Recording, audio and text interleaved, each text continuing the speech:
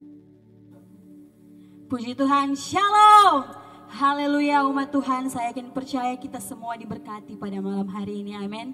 Mari siapkan hatimu, kita akan ibadah pada malam hari ini. Kita akan segera mulaikan ibadah Raya 2 pada malam hari ini. Namun sebelum itu, mari kita satu dalam doa. Bapa, kami bersyukur untuk malam hari ini Tuhan, perkenanan-Mu Tuhan yang Kau berikan dalam kehidupan kami. Kami masih boleh bernafas dan ada sampai pada saat ini, itu semua karena anugerah Tuhan. Bapa dalam surga, saat ini kami akan mulaikan ibadah Raya 2 pada malam hari ini. Suci kuduskan kami Tuhan, layakan kami, biarlah kami, ibadah kami pada malam hari ini berkenan di hadapan-Mu Tuhan. Kami buka ibadah ini dalam nama Tuhan Yesus Kristus, haleluya, amin.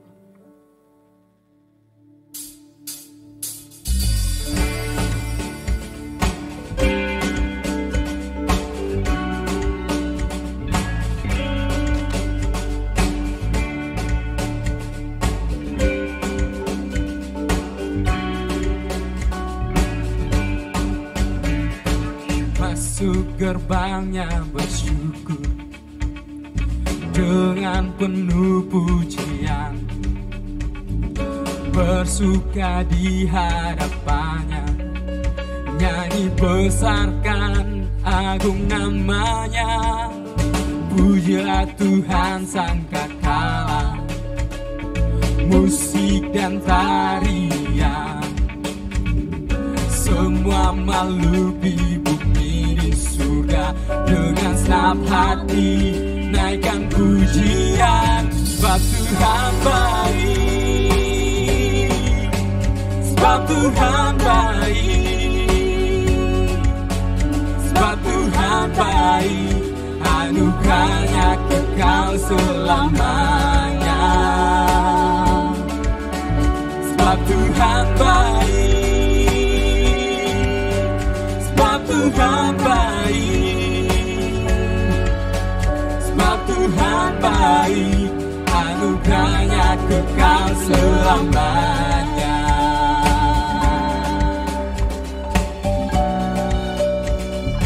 Mari kita angkat pujian.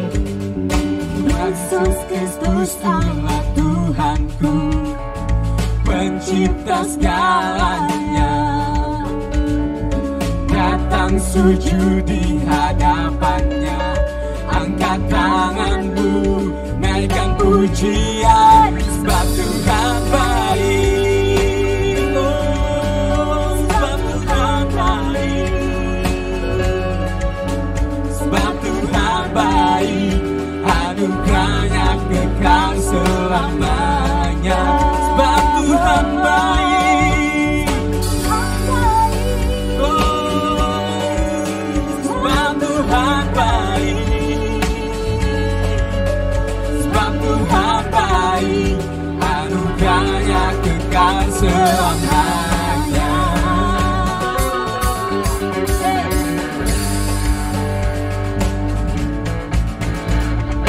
Tuhan baik, sebab Tuhan baik, sebab Tuhan baik, anugerahnya kekal selamanya. Oh, sebab Tuhan baik, yeah, sebab Tuhan baik, oh, sebab Tuhan baik, anugerahnya kekal selamanya. Sebab Tuhan baik, sebab Tuhan baik, anugerahnya kekal selamanya. Oh, sebab Tuhan baik, anugerahnya kekal selamanya.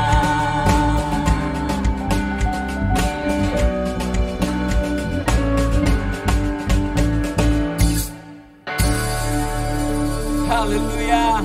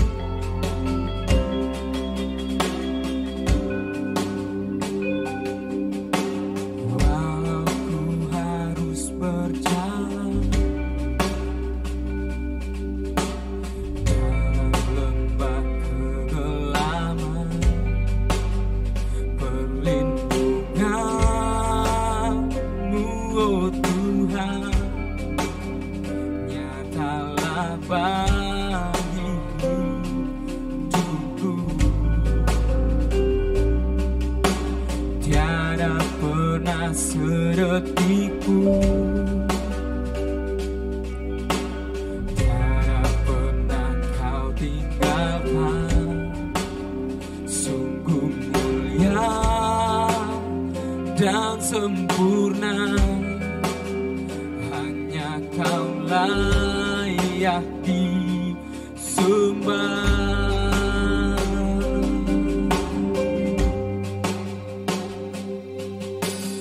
Yesus, Engkau juru selamatku, dalam janji-Mu kemenanganku.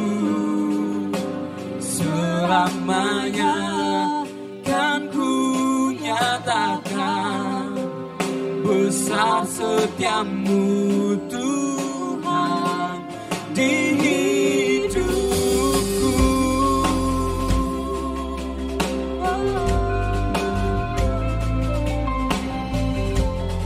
Mari Bapak Ibu kita nyanyikan lagu ini dari awal. Walau ku harus berjalan dalam lembah kegelapan, perlindungan-Mu, oh Tuhan, nyatalah bagi hidupku. Tiada pernah sedetik pun,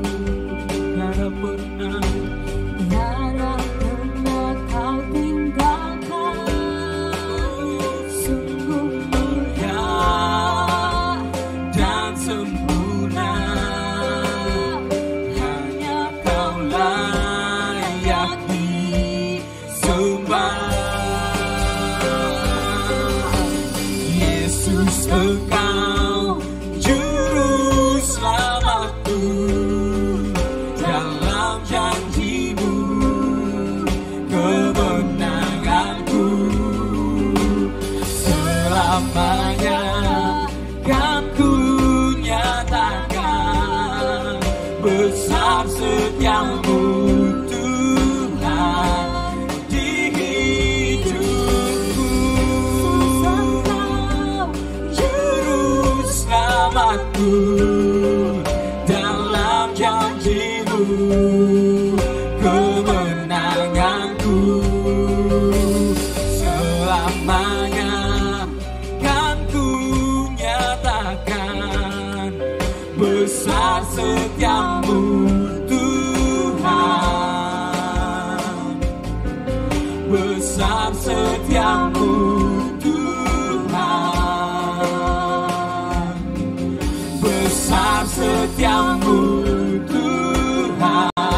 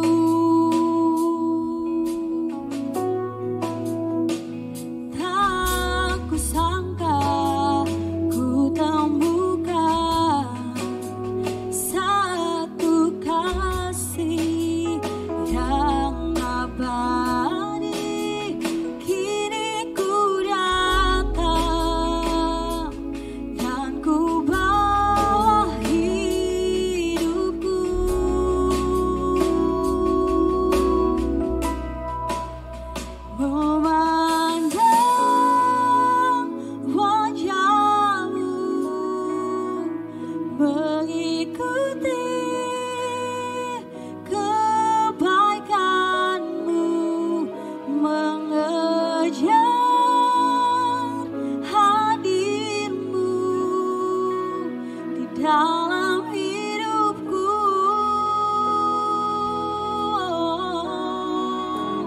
Membawa sembahku, menyatakan kebesaran-Mu, mengejar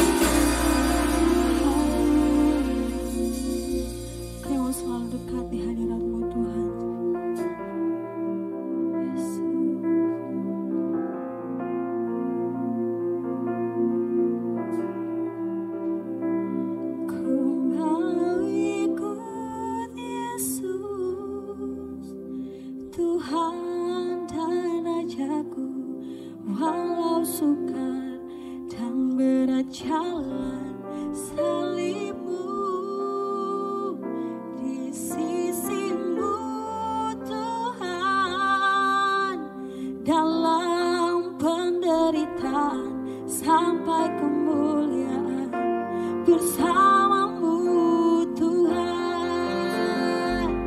Ku mau ikut Yesus, Tuhan dan Rajaku, walau suka dan berat jalan salibmu. Di sisimu Tuhan, dalam penderitaan sampai kemuliaan bersamamu Tuhan. Ku mau ikut Yesus, Tuhan dan Rajaku, walau sukar dan berat jalan salibmu. Di sisimu Tuhan, dalam penderitaan sampai kemuliaan bersamamu Tuhan, sampai kemuliaan, sampai kemuliaan bersamamu Tuhan, sampai kemuliaan bersamamu Tuhan.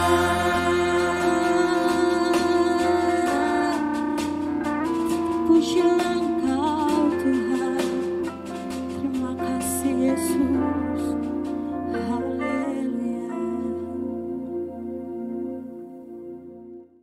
Mari kita satu dalam doa. Kami mengucap syukur, kami berterima kasih Bapa buat kebaikan-Mu, buat kasih setia-Mu, buat penyertaan-Mu. Kami sudah rasakan, kami nikmati kebaikan Tuhan sepanjang hari ini. Dan kalau sebentar, sesaat lagi ini kami juga masih mau menikmati kebaikan Tuhan lewat kebenaran firman Tuhan yang sebentar akan diberitakan. Hamba-Mu berdoa memohon Tuhan karuniakan Roh Kudus-Mu, roh pengertian, agar sebentar dalam kami belajar, kami bisa pahami, dan di dalam memahami, kami akhirnya bisa dengan benar mengaplikasikannya dalam kehidupan kami. Tolong kami Tuhan, kami menyerahkan seluruh kehidupan kami ke dalam tangan-Mu. Di dalam nama Tuhan Yesus kami berdoa, haleluya, amin. Shalom Bapak Ibu Saudara-saudari sekalian yang sedang berada di rumah atau yang sedang berada dimanapun Anda berada. Kembali lagi kita bertemu dalam ibadah raya yang kedua ini, dan pada saat ini sama-sama kita akan belajar satu kebenaran firman Tuhan yang diharapkan melalui pembelajaran ini hidup kita akan terus semakin diubahkan, semakin hari semakin serupa seperti Yesus Kristus, sempurna seperti Bapa. Baik Bapak Ibu Saudara-saudari sekalian, mari sama-sama kita buka Alkitab kita. Pada saat ini pembacaan akan diambil dari Injil Lukas pasalnya yang ke-15, mulai ayat yang ke-28 sampai dengan yang ke-32. Sekali lagi Lukas pasal 15 ayat 28 sampai 32. Saya akan bacakan buat Bapak Ibu Saudara-saudari sekalian, demikian bunyinya. Maka marahlah anak sulung itu dan ia tidak mau masuk. Lalu ayahnya keluar dan berbicara dengan dia. Tetapi ia menjawab ayahnya, katanya, telah bertahun-tahun aku melayani Bapa dan belum pernah aku melanggar perintah Bapa. Tetapi kepadaku belum pernah Bapa memberikan seekor anak kambing untuk bersukacita dengan sahabat-sahabatku. Tetapi baru saja datang anak Bapa yang telah memboroskan harta kekayaan Bapa bersama-sama dengan pelacur-pelacur, maka Bapa menyembelih anak lembu tambun itu untuk dia. Kata ayahnya kepadanya, anakku, engkau selalu bersama-sama dengan aku, dan segala kepunyaanku adalah kepunyaanmu. Kita patut bersukacita dan bergembira karena adikmu telah mati dan menjadi hidup kembali. Ia telah hilang dan didapat kembali. Nah, Bapak Ibu, saudara-saudara sekalian, kita sama-sama akan belajar apa arti pelayanan atau melayani yang sesungguhnya. Tentunya pengertian melalui perspektif Alkitab. Di ayat yang ke-29, si anak sulung ini menyahut bapaknya. Dia mengklaim bahwa dia telah bertahun-tahun melayani bapaknya dan belum pernah melakukan pelanggaran. Nah, kita akan coba cari tahu pelayanan. Apa sih pelayanan itu? Apa sih melayani itu? Sesuai dengan apa yang dimaksud oleh Alkitab. Dan di sini adalah yang digambarkan oleh Tuhan Yesus sendiri. Ayat 31, saya ulang lagi, saya akan bacakan. Kata ayahnya kepadanya, "Anakku, engkau selalu bersama-sama dengan aku, dan segala kepunyaanku adalah kepunyaanmu." Ada kata kepunyaan di sini, Bapak Ibu. Kepunyaan atau kata lain kepemilikan atau kata lain harta. Kita akan lihat harta atau kepemilikan atau kepunyaan di sini apa sih? Apakah yang dimaksud yang segala yang dipunyai oleh Bapa seperti apa yang di ayat-ayat sebelumnya yang dibilang bahwa bapaknya ini membagi-bagikan harta kepada dua anaknya ini. Pastinya bapak ini mempunyai atau memiliki harta yang berkelimpahan sehingga ia bisa membagi-bagikan kepada anak-anaknya. Ada kambing, domba, lembu, sapi, unta, tanah berhektar-hektar, dan apapun itu. Tapi kita akan lihat apakah harta yang demikian yang dimaksud oleh Alkitab. Nah, segala kepunyaanku adalah kepunyaanmu. Kepemilikan Bapa juga kepemilikan si anak sulung ini. Hartanya Bapa adalah harta anak sulung ini. Ternyata harta yang dimaksud di sini adalah bukan harta benda seperti apa yang kita mengerti selama ini, Bapak Ibu. Yaitu dalam berupa kambing, domba, lembu, sapi, tanah atau apapun itu. Tapi harta yang dimaksud di sini adalah kita bisa lihat di ayat yang ke-32. Di ayat ke-32 dikatakan, "Kita patut bersukacita dan bergembira karena adikmu telah mati dan menjadi hidup kembali. Ia telah hilang dan didapat kembali." Nah, di ayat 32 ini dikatakan bersukacita dan bergembira. Nah, sukacita dan gembira adalah merupakan suatu bentuk ekspresi dari batin. Jadi ini lebih bersifat batiniah, Bapak Ibu. Sukacita, gembira, perasaan batin atau yang secara simpel kita sebut sebagai perasaan. Nah, tentu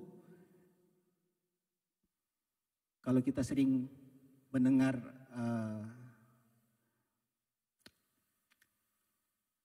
pelajaran keselamatan, pengertian keselamatan selalu dikatakan adalah dikembalikannya manusia itu kepada rancangan Allah semula. Rancangan Allah semula adalah menjadikan manusia menurut gambar dan rupa Allah. Gambar Allah adalah terdapatnya komponen pikiran dan perasaan. Pikiran perasaan menghasilkan kehendak. Nah, perasaan sukacita, gembira adalah perasaan. Dari perasaan ini menghasilkan kehendak. Makanya kita tahu ada nas yang berbunyi bahwa Allah menghendaki seorang pun tidak binasa. Jadi perasaan sukacita dan gembira atau keinginan Allah yang menginginkan tidak ada satu orang pun binasa. Termasuk di ayat ini Bapak Ibu. Bahwa ayahnya mengatakan bahwa kita patut bersukacita dan bergembira karena adikmu telah mati dan menjadi hidup kembali. Ia telah hilang dan didapat kembali. Dari dalam keadaan kebinasaan bisa ditemukan kembali, menjadi hidup kembali, sehingga tidak jadi binasa. Inilah kepunyaan atau kepemilikan atau harta yang dimaksud di ayat 31. Sang ayah tidak memaksudkan kepemilikan atau kepunyaannya itu dalam bentuk harta yang dalam bentuk fisik. Tapi yang dimaksud di sini adalah harta, sukacita, kegembiraan yang merupakan suatu luapan perasaan yang merupakan bagian dari gambar Allah. Ingat, gambar Allah adalah pikiran dan perasaan. Dari pikiran dan perasaan ini menghasilkan kehendak. Dan memang kehendak Allah lah yang mengingini bahwa satu orang pun dari kita, siapapun itu, dia tidak ingin kita binasa. Nah, inilah sejatinya pelayanan, Bapak Ibu.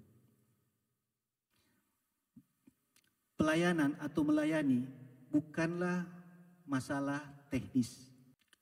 Pelayanan atau melayani artinya kita melayani perasaan pikiran Allah yang adalah kehendaknya. Ingat sekali lagi, kehendaknya adalah Allah tidak menghendaki satu orang pun binasa. Dia menginginkan semua orang itu berbalik, bertobat, sehingga bisa memperoleh kehidupan yang kekal. Nah, inilah seharusnya menjadi satu-satunya proyek bagi orang Kristen. Setiap orang Kristen mempunyai kewajiban dalam hal ini melayani Allah Bapa di surga, dan kita melayani perasaan dan kehendaknya.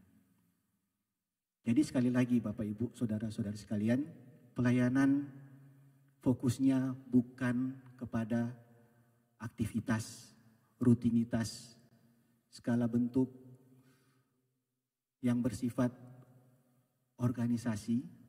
Di dalam organisasi yang dipercayakan melalui delegasi-delegasinya dalam berupa jabatan seperti pendeta, gembala, WL, singer, aser, atau apapun itu.